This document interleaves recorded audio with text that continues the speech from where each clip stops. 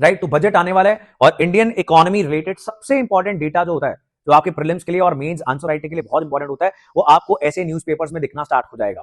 Now there are certain questions और बहुत simply, बहुत कम शब्दों में उनको आंसर किया गया, तो इसको तो पढ़ना ही है। अब देखो, these are the emerging markets, these are the developed markets. सवाल क्या है, does the government spend too much? क्या सरकार भारत की बहुत ज्यादा स्पेंड कर रही है जितना करना चाहिए उसके मुकाबले? द आंसर इज नो, ऐसा नहीं है। बिकॉज यहां पर आप देख रहे हो कि as compared to the developed markets, government का जो एक्सपेंडिचर है as a percentage of GDP वो बहुत ज्यादा नहीं है, राइट। एंड फिर हमारी डेवलपमेंटल नीड्स भी तो बहुत हैं, तो उसके मुकाबले द एनालिसिस सेज कि इतना ज्यादा नहीं है। Then is India tax too much? क्या इंडिया में टैक्स बहुत ज्यादा है? क्या कहना है इसका आपका इसके बारे में? यू विल से कि हाँ, है ना, ऐसा एक जनरल परसेप्शन है।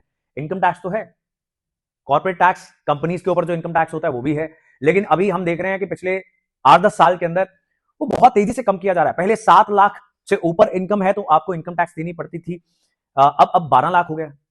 सो 5 लाख का जंप जो है वो बहुत रेयर सरकारें लेती हैं। जीएसटी में गिरावट आई है एंड एज पर the tax to GDP ratio के हमारी टोटल जीडीपी के मुकाबले कितना टैक्स कलेक्शन हो रहा है, तो बहुत ज्यादा इंडिया के अंदर टैक्स नहीं है, राइट। प्लस इसके साथ ये भी तो देखना पड़ेगा ना कि भर कितने लोग रहे हैं। जीएसटी तो आपको देना पड़ता है, कोई भी चीज खरीदोगे उस पर आपको ज्यादातर जीएसटी देना पड़ता है, राइट। इनकम टैक्स जो है, रिटर्न्स वो कितनी फाइल हो रही है, और उनमें से जीरो इनकम टैक्स, मतलब लोग कह रहे हैं कि मेरी जो टैक्स स्लैब है उससे कम ही इनकम है जी, तो इनकम टैक्स रिटर्न तो मैं फाइल कर रहा हूं लेकिन मेरा टैक्स नहीं बना कोई।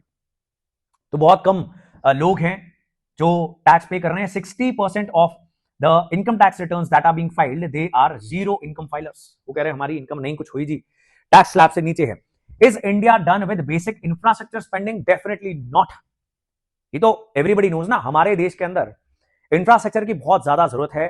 ट्रिलियंस ऑफ रुपीस अगले 10 से 15 सालों में हमें लगाने पड़ेंगे, उसके बाद भी रोड, स्पोर्ट्स, एयरपोर्ट्स, पावर, इन सब चीजों की डिमांड जो है वो अब एक्सप्लोड करने वाली है, बिकॉज अभी India is going to start its accelerated developmental journey. अब जो है विकास की रफ्तार बहुत तेज होगी, बिकॉज इंडिया, सभी डाटा पॉइंट्स बताते हैं कि उस जगह पे खड़ा हुआ है।